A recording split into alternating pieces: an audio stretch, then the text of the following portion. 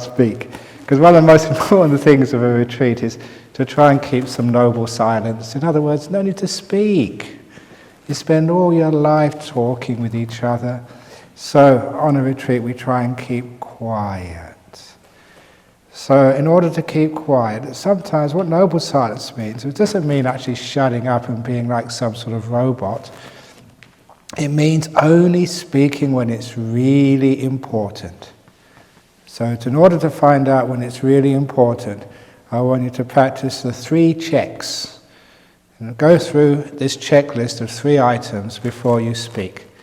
And the first thing to check is, before you speak, just ask yourself, is this really important?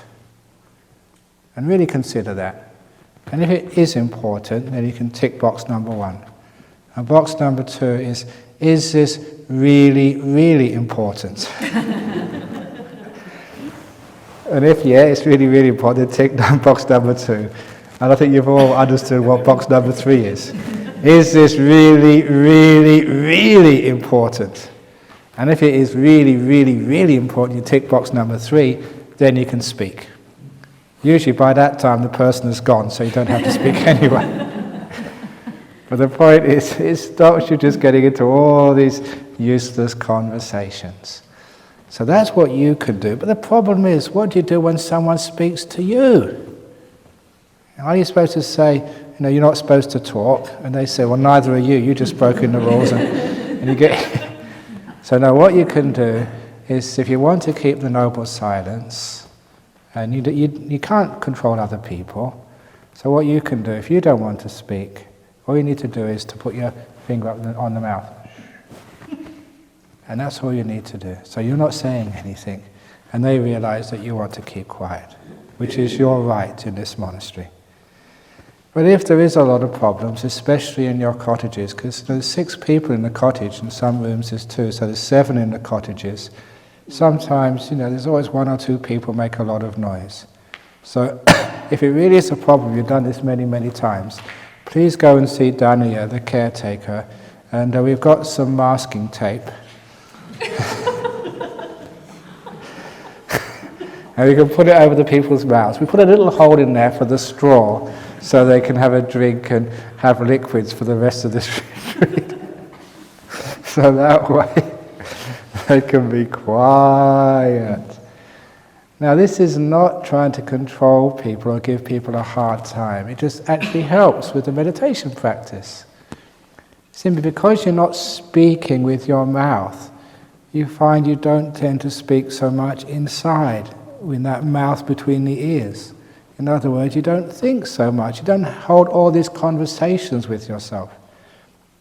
So first of all, we start with the external speech, which shouldn't really be that hard. And number 2, then we go on to the internal part, so we can keep quiet inside. And there's so much beautiful things to see around here. What do you want to have conversations for? It's a beautiful morning. The trees are very green and the sunshine. We've had a very wet winter this year. So the bush is very lush, very beautiful, especially the mornings here when the sun comes out, or even the evenings, you can see the sunset down the valley. It's a very beautiful situation in this little retreat center. So every time you're thinking about something, you're not enjoying what's happening there. And the story, which emphasizes this, and as you all know, I like to tell things in stories because they convey the message far more profoundly and also in a way that you will remember.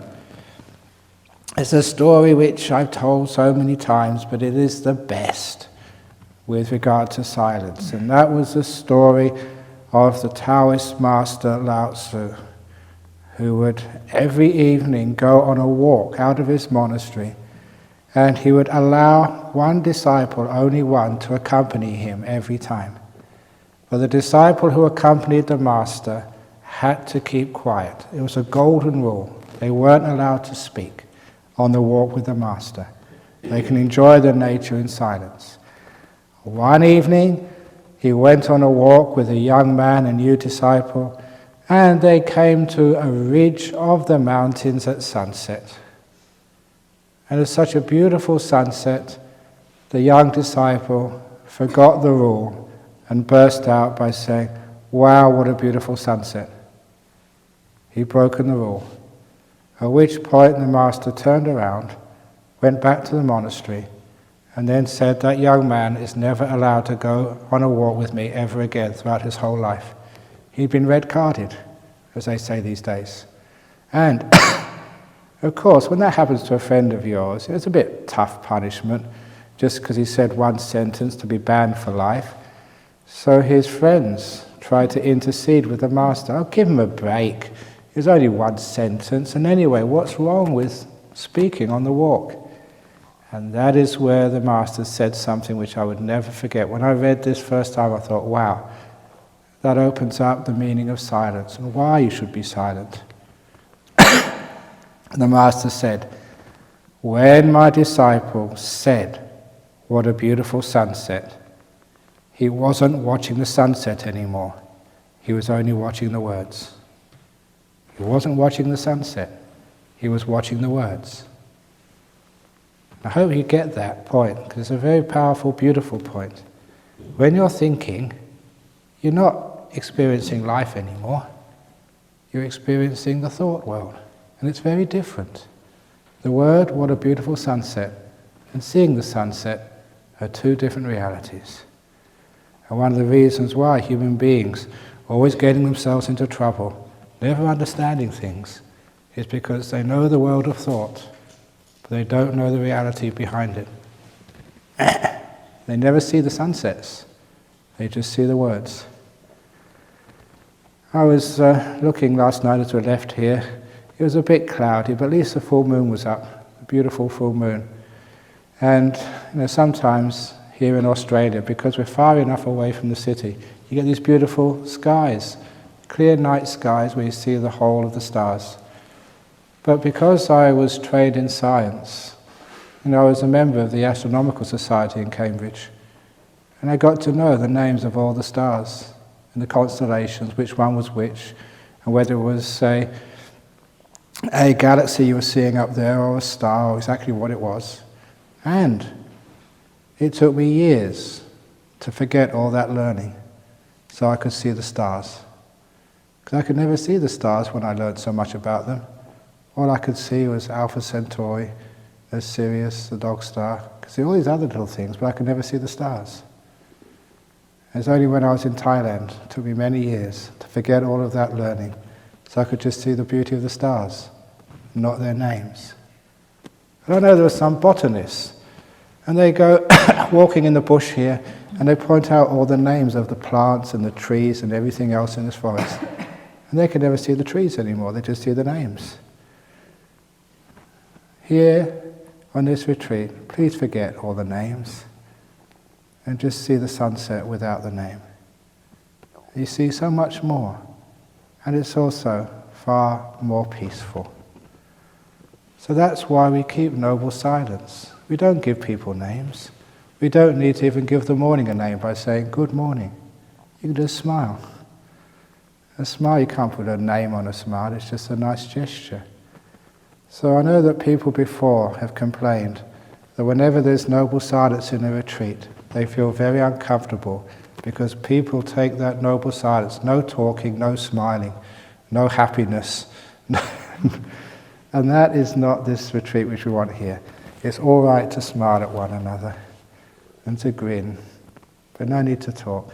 So when you see your friend in the morning, you don't need to say good morning, just smile at them. And that's a very beautiful gesture. That's a gesture of friendship. What words are really supposed to convey is just a friendship. We're working here together. And a smile can do that far more powerfully than any words. So we keep it quiet. And because we keep it silent, we actually start to see more things. Instead of the words, we start to see the things. We start to see the stars without knowing which one is which. We start to see the sunset. We start to see all the flowers and the trees and the birds in the forest. We don't need to know their names. We can just enjoy what they are, listen to their songs, enjoy the feeling of the warmth of the sun on your skin in the early morning. When it rains, just go out and get wet. It's not going to kill you. In fact, it's just so beautiful. Sometimes you see little kids Little kids, they don't know that it's wrong to get wet in the rain. So they go and play there, they get totally soaked, and they enjoy themselves 100%. But we know if I get wet, I've got to dry my clothes, I get a cold, it's wrong, I look a mess. Oh, come on. See if you can just enjoy the beautiful nature here. It's one of the reasons why we hold retreats in a place like this. It's peaceful, it's natural, it's conducive. You've got a nice little place you can rest at night time or rest during the day, and the rest of the time you can go and chill out with nature. Chill out is a very nice word because it's almost a Buddhist word. The Buddha actually said a person who's enlightened is siti bhutto, gone to coolness, the ultimate cool dude, the enlightened person. Siti bhutto. So really, so what you really are, you are chilling out, becoming nice and cool, in the proper way of the word. Not freezing to death, but just having this beautiful mind which is cool, which can enjoy things.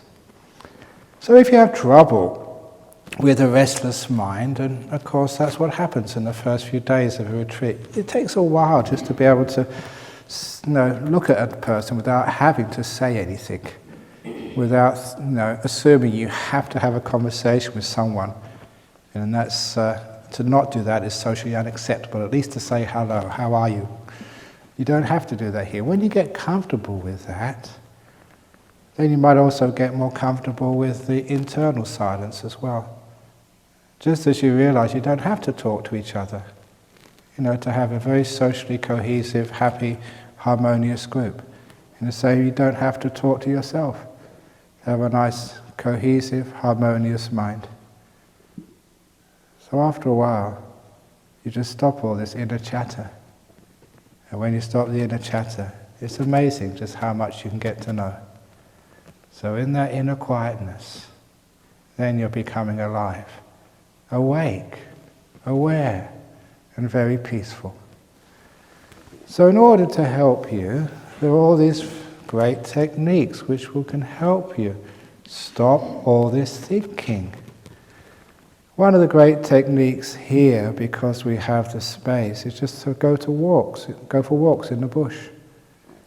And just go and explore. This particular land is 140 acres. They've got a fence all the way around it, so you can't get lost. As long as you don't go through the fence, then we can find you afterwards. But don't go the other side of the fence. So going for a walk in the forest, just exploring, you find some beautiful spots in the forest, nice views, little rocks, places you can meditate. There's actually a secret meditation garden somewhere if you can find it. I won't tell you where it is because it's a secret, but you'll find it. And when you find those little places, you can meditate there. It's also very peaceful because you're aware, you're listening to nature, you're feeling. It's even better, if possible, even just to take your shoes off and just feel the ground. But obviously be very careful, you don't sort of cut your feet. But especially you can actually feel the grass or the rocks on your feet. You're becoming aware. Obviously you have to walk very carefully, very slowly, so you don't step on anything, which is going to hurt you. But it also means you're becoming more alive, more aware, more mindful, and you become more peaceful. It's amazing just to get to feeling your body again. In life we work so hard, we run around so much, we're not really in touch with our body. When it rains, we put up an umbrella. When it's cold, we put on a jumper. When it's hot, we sort of get an aircon on. It's wonderful actually to feel the temperatures in the body. It's not so extreme here that's going to hurt you. And that brings up your mindfulness, become aware again. Especially here, if you're actually walking inside here, if you can take off your socks, brilliant, because you can actually feel the floor on your flesh. You can just walk on those red carpets in there. Isn't this a 5-star retreat? Even for walking meditation, you have red carpets to walk on. That's how much we look after you guys, red carpet treatment. So you can actually feel the sensations on your feet. What that's actually doing is getting you aware of the bodily sensations, the very easy ones to notice, aware of the sounds of the birds or whatever else is happening outside, you're becoming actually aware of the world beyond your thinking. And little by little, that just soaks in. After a while, you don't want to think anymore. What am I wasting all this brain by thinking? There's just so much rubbish when there's so much beautiful, peaceful things happening just right outside. What you're doing here is something which is important in meditation. You're valuing things which are more important and taking the value away from things which are of less importance. The only reason why you do think is because you are under the impression that thinking is important. It's going to get you somewhere. You're going to get some reward by carrying on all this thinking. You're under the impression if you think enough you can solve all your problems. How many of you have solved all your problems? And you've been thinking for so many years. And you're smart people. You know, little Sudama was a lawyer, incredibly smart thinker. He was in US law. What was your field, Sudama?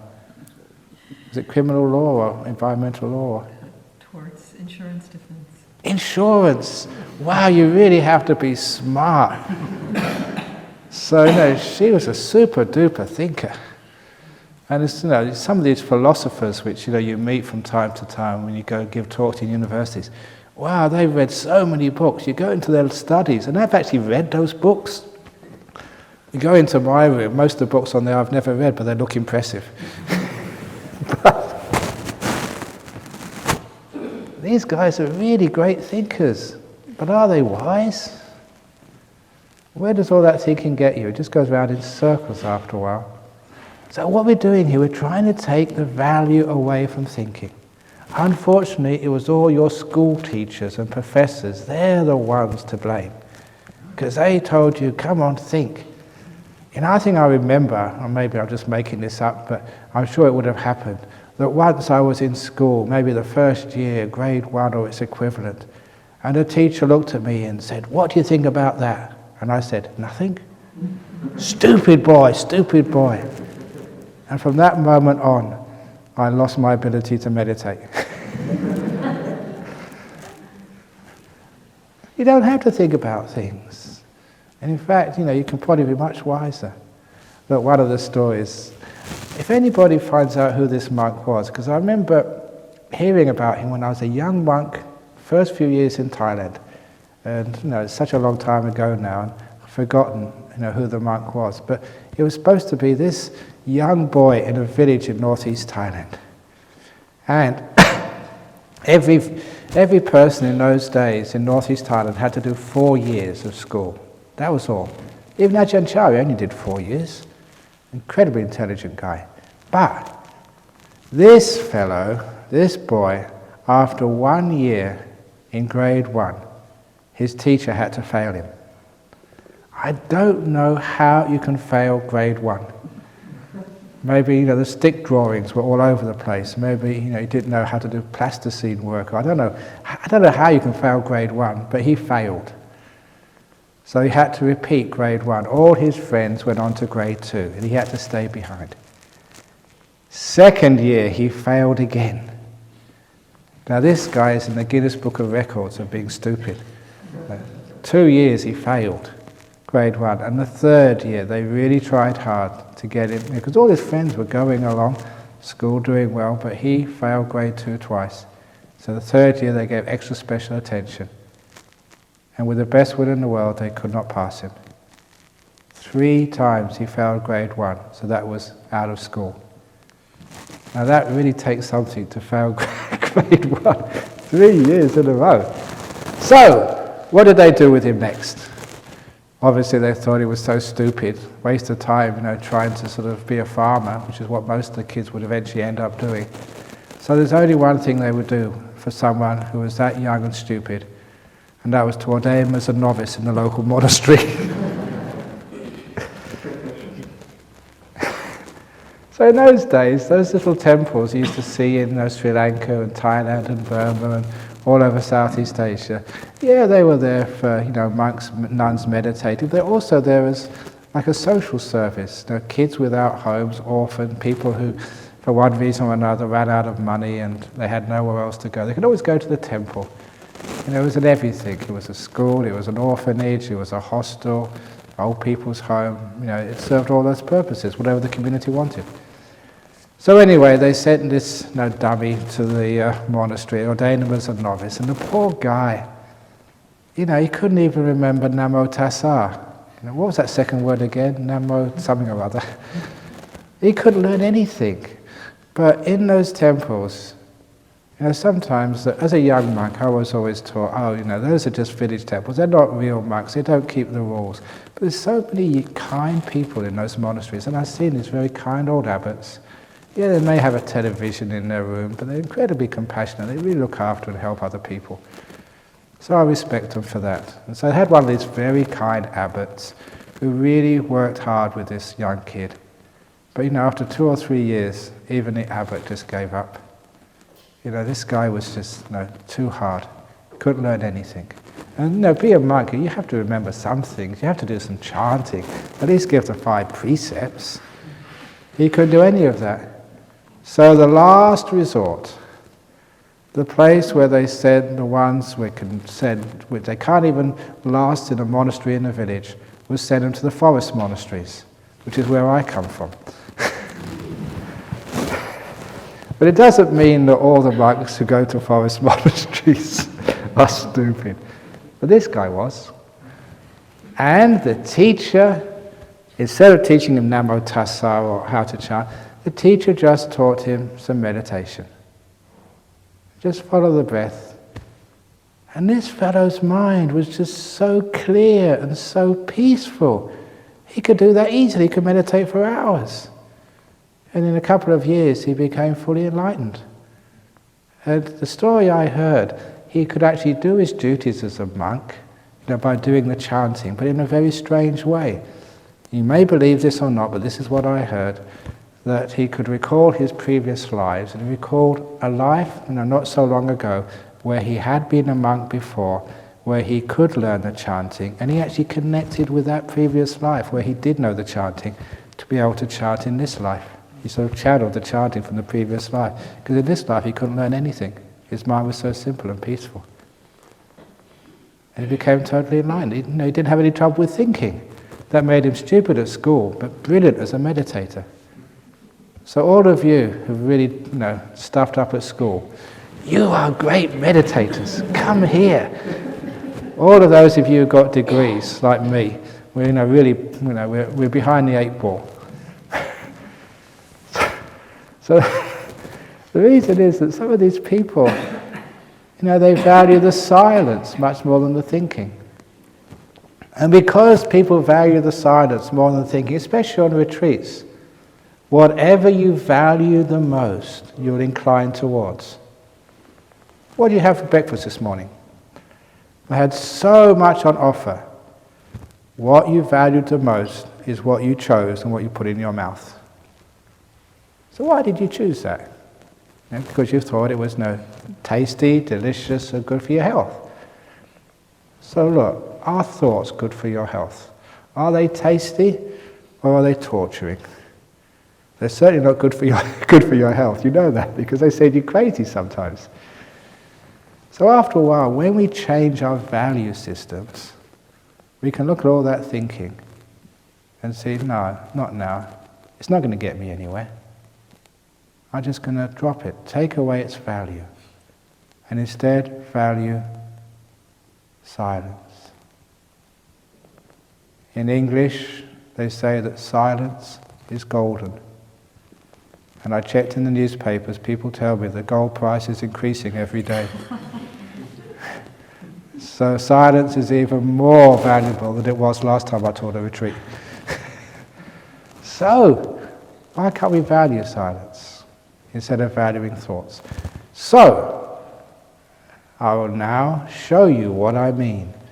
This is what I call a meditating teacher's trick, one of the skillful means, which is very, very effective.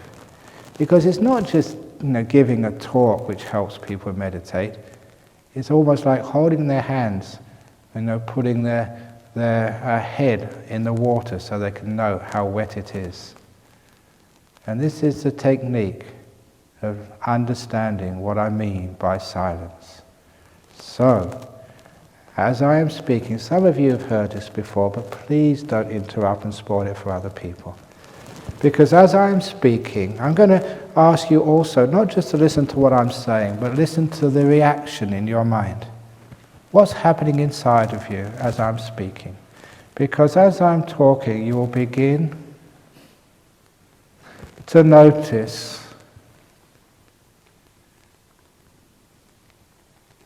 some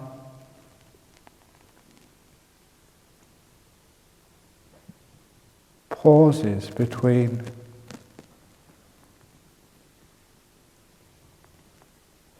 my words. In those spaces, what was going on in your mind? There it was again. You were silent. You were aware without a thought going on in your head. That's why it's a very skillful and effective trick. For the first time, many people have realized, I can be silent. There it is again. And it's beautiful. It's profound. It's deep. And somehow or other, there's so much freedom and meaning to be found in that silence. So by giving you a taste of that silence, now you understand its value. Now you have to increase its length of time, so you're more and more and more silent.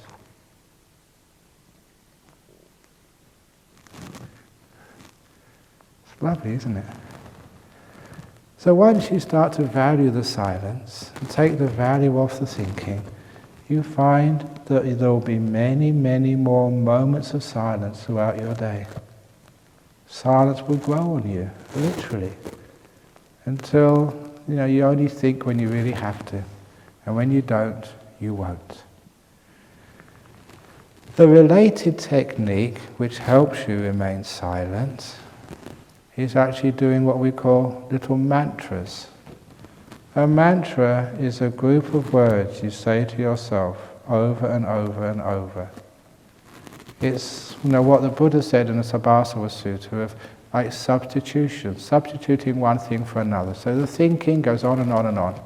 So you want to substitute a thought, yes, this is a thought, a mantra which you say to yourself, but a very simple thought. Instead of having the thoughts go all over the place, take one set of words, a mantra, a thought, and keep repeating it again and again and again, because it blocks out the other thoughts.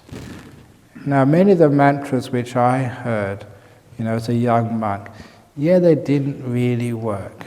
And one of the reasons why they didn't work is because the way it was used. It's not just repeating the mantra over and over and over and over again. It's important if you're using mantras to make the mind silent, is to put spaces between the words. Now, there are many, many different mantras, and I just mentioned the one I was talking about the last time I was overseas, was the old Tibetan mantra, the Om Mani Padme Hum mantra, which is, I thought was the most famous. I knew that as a kid. So you could use that if you like. If you're a die-hard Theravada, you can use sort of, Namo Buddhaya, that's the Indonesian greeting, Namo Buddhaya. That means homage to the Buddha. Or, I don't know, you can make up your own mantras if you like, but the important thing, if you're doing, it's just a Theravada, Namo Buddhaya, say. If you're doing that as a mantra, remember to put spaces between the syllables. Na-mo Buddhaya. Daya. If it's Om Mani Padme Hum, Om Mani Padme Hum, Om. Because the spaces are more important than the words. If you're very restless and thinking a lot, lots of things worrying about, close up those spaces. Om Mani Padme Hum, Om Mani Padme Hum. But as you settle down, increase the spaces. Om Mani Padme Hum. And the more you quieten down, the more you lengthen the spaces between those words. Om Mani Padme Hum. Until those spaces get so long, you don't need to say the words anymore. It's a way of learning how to be silent inside. How to stop this terrible thinking mind. And if you ever get upset, angry, anxious or whatever, now you'll always find that there's so many thoughts going on in your head. And it's great to find this circuit breaker, this switch. You can just switch to try and stop all these crazy thoughts. And that's one thing which you can do. Get your mantra. If you're getting really crazy, Om Mani Padme Hum, Om Mani Padme Hum, Om Mani Padme Hum, Om Mani Padme Hum, Om Mani Padme Hum, Om Mani Padme Hum, Om Mani Padme Hum. It's like going down the gears, in a car whose brakes have failed. It works. So, that's how you can learn how to be quieter, by using that little technique. You can make up your own mantra. The most important part is putting spaces between the words and getting to know that silence, getting to respect it, getting to value it. And after you value it, it grows. Now there's also the problem, which I mentioned last night in brief, which is an important part of meditation. It's an important part of the spiritual path. Fear. It's amazing how many people are afraid of silence. When I first came over here to this part of the bush, we had this beautiful land opposite where our monastery now stands. It's very quiet. And sometimes we had visitors coming in. And as soon as they came in, they raised their voice. They spoke louder than necessary. And I've seen that many times in quiet parts of the world. People actually raise their voice, or almost shouting. And I was really wondering, what is the psychological reason for that? They don't need to speak so loud. And after a little consideration, you realize that the silence was so threatening to them, they needed to destroy it with loud talking, more than is necessary. Because silence is a bit scary if you're not used to it. So, to understand how to overcome the different fears which happen in meditation, I say in every level of every stage of meditation, I describe there are 3 levels. And this is a wonderful little insight into understanding how to relax and be peaceful and let things be. Those 3 levels are recognition, familiarity, and ease. Now, to understand what I mean, you've just come to Jhana Grove, many of you for the first time at this retreat center. When you first came in, say yesterday, you couldn't even recognize the place. You didn't know which cottage was which room is which. Hopefully last night you went to the right cottage and you went in the right room instead of barging into someone else's, because they all look pretty much the same. But now you probably, even just 24 hours, you probably recognize your room. Some of you have been coming here for years, and it's like a second home to you. Now already, you're getting to know where the toilets are, how things work, where the food is. That's usually one of the first things people figure out, where the food, where the tea and coffee is. But Once you know how it all works, you've recognized the place and how it works, and next you get familiar with it. Look, by midway during this retreat, you think about, that's my room, and you go back and it's nice and cozy, that's your bed, your body recognizes it, you start to sleep well, you can relax. You've got so familiar with the place, your room, your cottage, your friends, your little place where you sit down to meditate, your place on the dining room where you sit, it's familiar to you. After familiarity, then we can relax, we can get ease. And that is when you don't even think about which way should I go, and what are the rules, and what should I be doing. Because you've got so familiar, so relaxed with the rules of the place, it's just second nature. Sometimes people ask me that, I'm sure the bhikkhunis in front would appreciate this. They said, isn't it hard keeping all these rules as a monk? I have 227 to keep. You have 311. Actually, we've got heaps more than that, but that's our main rules. That must get really hard keeping all those rules. No, it's not. I'm just so familiar with them now, you just relax, I'm at ease with them. That's why you never feel like I'm tense keeping all my rules as a monk.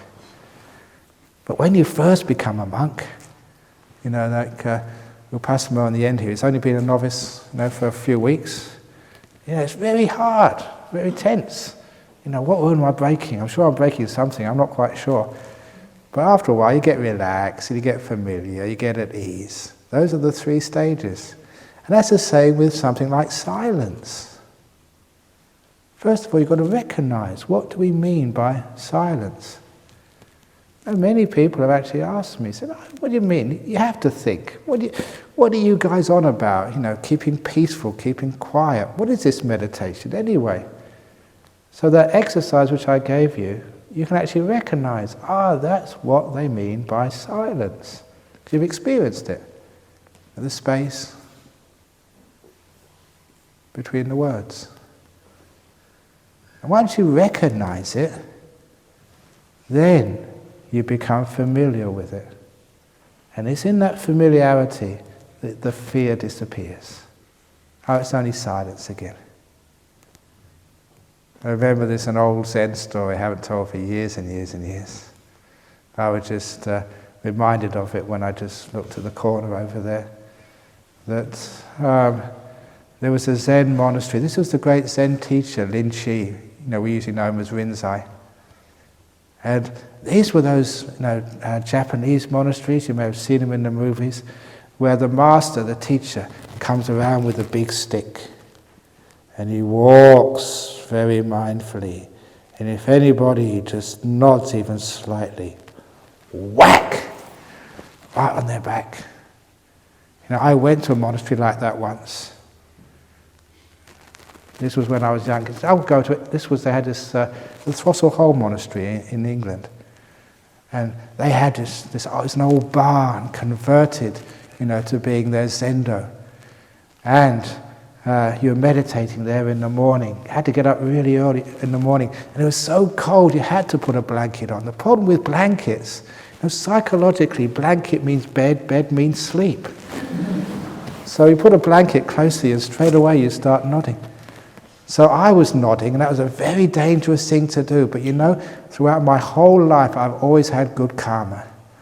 I've always been very lucky. And my luck that particular day was the guy sitting next to me was more sleepy than I was. So he was the guy who got hit. Whack! And you don't have to be hit to overcome sleepiness. Just a guy getting next to you gets hit. Overcame all my sleepiness. I wasn't sleeping at all. I was vertically straight. Because it really sounded terrible. But you don't need to do that for fear. After a while, you got used to everything. You didn't get afraid anymore. But this Lin Chi, early in the morning in the Zendo, he was half asleep. And the master came in with a big stick. And monks are very compassionate. So the monk sitting next to him, elbowed him. The master's here. And Lin Chi was down here somewhere. And he just looked with one eye. Just not 2 eyes, he was that lazy, 1 eye would do. And he saw the big master come in. He said, only that geezer. Only that guy. And he carried on sleeping. And at that, the master exploded. The master sort of scolded everybody. "Oh, you monks in this monastery, none of you know anything about Buddhism and about Dhamma, only Lin Chi. He's the only one who understands. Carry on sleeping." I love that story. The reason was because all the other monks were afraid, control freaks. No, Lin Chi was only going, relaxed. Understand what I mean? That's why we don't have any sticks over here, because otherwise you'd get even more afraid and uptight. But the point of the thing is that fear is what stops us enjoying the silence. We're not really quite sure what we're supposed to be doing. Is this right? Can I really be enjoying myself? Can I be peaceful? Is that right? Do I deserve this? After a while, you do get familiar with these things. And just like familiarity, it takes away all fear. And then you can really relax. And you can enjoy the silence as much as you like. Same in this retreat here. After a while, you realize, Ajahn Brahm hasn't got a big stick. You're not going to get expelled. You're not going to be given a hard time. You don't have anything to be afraid of. Then you can really, really, really relax. So those are the 3 stages. And that happens with every part of meditation, whether it's learning how to sit comfortably with your body. First of all, we're afraid. What am I supposed to do? How am I supposed to sit? Is this right? Is this wrong? I'm going to get into trouble. And after a while, you get familiar with the position which suits you. And after a while, then you can really relax. So remember those 3 stages, or 3 levels. Recognition, familiarity, and ease, comfort, letting go. So that also happens with silence. The other part of silence, which is important, it's almost like a precursor of silence, and it really helps you stay peaceful, is present moment awareness. In other words, no past, no future, just now. That's all the time you have. All the time you've ever had. It's just this moment. Every time I wake up in the morning, it always feels the same day. It's like Groundhog Day. That's actually much more true than most people think. I still feel the same. My body gets a bit older, the clock changes, the season changes, but I always feel pretty much the same. What's really changing?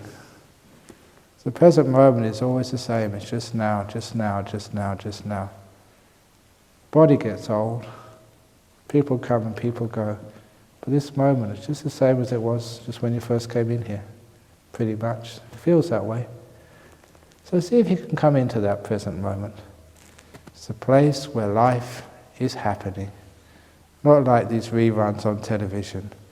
Not like old jokes which you've heard many times before. Not sort of fantasies about the future and dreams about what's going to happen next. But actually being in life as it happens. They always say that history is written by the winners.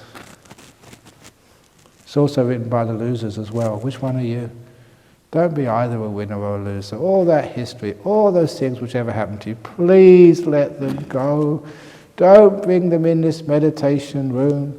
You have to leave your shoes outside. One day I'm going to put 2 baskets outside, past and future, and leave them in that basket when you come into meditation. You can pick them out afterwards, like your shoes, and put them on afterwards.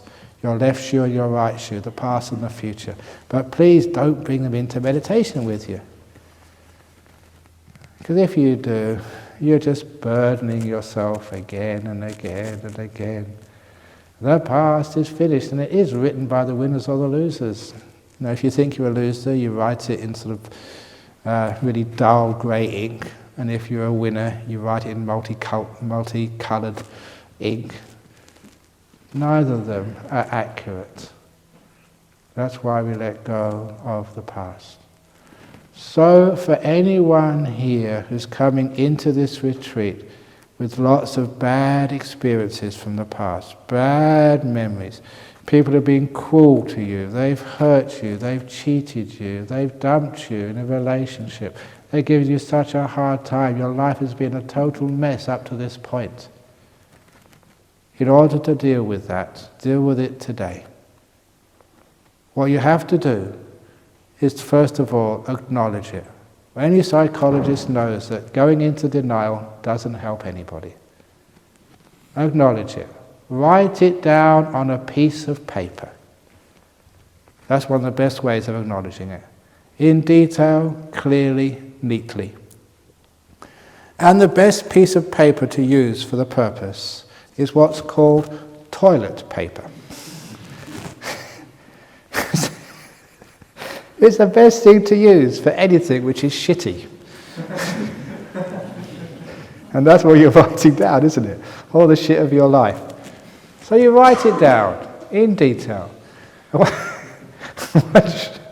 Once you finish writing it down in detail, you've got to read it. To actually face up to it. Okay, yeah, this happened to me, that's really awful. But once you've written it down, once you've read it, what's the next thing you have to do? Take it to the place where toilet paper belongs. The loo, the toilet bowl. Put it in there and press the button and let it go. And as it disappears down that bend into the sewage system way down there, with it goes all your bad memories of the past. That's where the shit belongs. It gets recycled later on, but in a form you never really know. And that way, you can let go of all the pain and the shit of your past. Do that. But if you do it, just know, only a couple of sheets at a time, please. Because otherwise, all our toilets are going to be blocked in this place. With all the shit which you're carrying around. But that actually works, because that's actually how to let go of the pain of the past. It's okay, someone like me can go, just let it go, come on, it's the past, forget about it. Yeah, but you can't do that. So it needs something physical to do. That's writing it down, acknowledging it, bringing it up, reading it, so acknowledging it. And the last thing, you need some sort of ceremony to let it go, to allow it to disappear. Just like that sometimes when people die, they have these balloons. And you let the balloon go, and it soars up to heaven, because that's where you want your loved one to go to. And even though that it's just the atmosphere up there, nothing else, there's no heavenly beings up there, but our culture, heaven is up there somewhere. So you let the balloon go, and it flies up there. And the psychological message that's given to your brain is, they're going to heaven, I'm letting go, I'm letting them go. It's a wonderful way of overcoming grief. Similarly, actually, it's not in these. I've been to the crematoriums in Singapore. There are some crematoriums in the West. I don't know if they have this in the United States, but you put the casket on this platform, and at the end of the ceremony, they commit the coffin. I'm the guy who does the service. I press this button, and that coffin goes down. That's really, really stupid. Because psychologically, what's that telling you? Going down. Oh my goodness, they're going down to hell. That is not a good message to give to people who've already got enough psychological problems with dealing with grief. So, years and years ago, it's actually in Fremantle, those of you who live here, the Fremantle Cemetery, they were doing an upgrade of their crematorium. And I suggested to them, look, instead of having it go down, why don't you have it just rise up into the air? No, literally, that'd be brilliant. Now, some hydraulic lift, so the coffin there, once, there's beautiful chanting and it goes up into the air, and then just goes through a trapdoor in the ceiling with all this dry ice, this clouds, and heavenly music, and then when the ice disappears, they're gone. Now, what a wonderful crematorium that would be. I'm wasted being a monk. I could make $1 billion in business in a venture like that. And why not? It'll give this beautiful message. And I think one of the objections was, he said, look, if we did that, some of our clients would complain. Complain about what? They'd say, I know my father, no way would he go up there. So you know what I suggested? I wrote this in my book.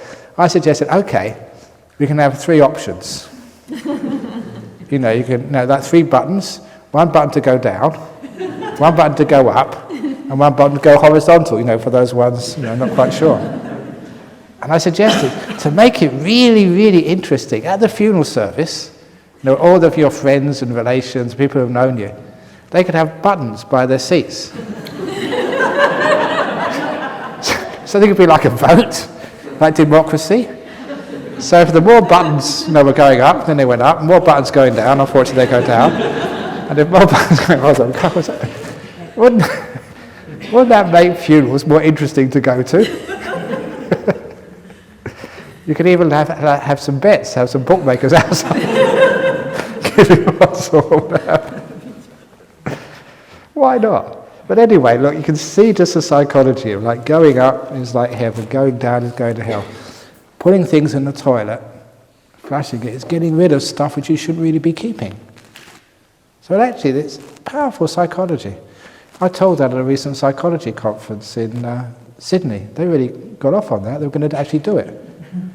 No, mate, and I was serious. I think it's funny. Yeah, I admit it's funny. Sometimes I do say funny things. Not always, but sometimes. But this actually works. So try that. I mean that. Try it. Something which is really bothering you, write on a piece of paper, look at it, put it in the toilet, flush it away. You'll find it does actually help you let go. So that's letting go of the past, especially the rotten things which happened in the past. The good things which happened in the past, you can keep those if you like. Years ago I gave the simile of your photo album. And that, people don't usually keep photo albums these days. They've got it all on their USBs or their hard drives.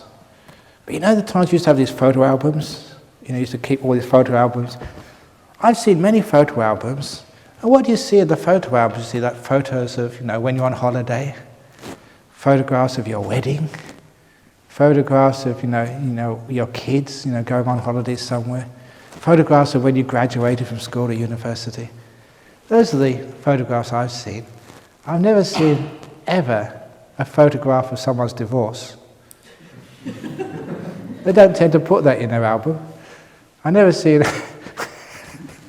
a photograph of them like going to work on a Monday morning in the traffic. Holidays, yeah, not going to work. I've seen photographs of graduation ceremonies. I've never seen a photograph of a person doing their assignments at 1 or 2 o'clock in the morning in front of the computer. We only take photographs of the happy moments. And that's why we want to keep them, because, we can open up and it brings back these beautiful memories. That's psychologically positive. That's why we should have photo albums. But we have another photo album between our ears, called our memory. And unfortunately, a long time ago, we deleted all the positive memories. And we filled it with these nasty photographs of that bastard who hurt us, that partner who let us down, they cheated and slept with our friend, that person who just, was so bullying we had to leave our job. That terrible person who did this, who did that. Why do we keep those photographs between our ears? Those are the photographs which you should delete or put on the toilet paper and flush away. They don't help you at all. Reason why. Somebody hurt you, they cheated you. But they didn't cheat you once. They cheated you 1,000 times. Every time you remember what they did, they are cheating you again. Cheating you out of your happiness and peace. They only cheated you once, but every time you remember it and recall it, you are allowing them to cheat you again. Someone called you a pig. Why did they call me a pig? I'm not a pig. They shouldn't call me a pig. And they've just called you a pig 3 more times. Every time you remember it, they call you a pig again. Every time you remember what they did, they're hurting you again. Why do you do that? At most, allow people to hurt you only once. Then let it go. Then you can only be hurt once, not thousands of times, when we remember these things.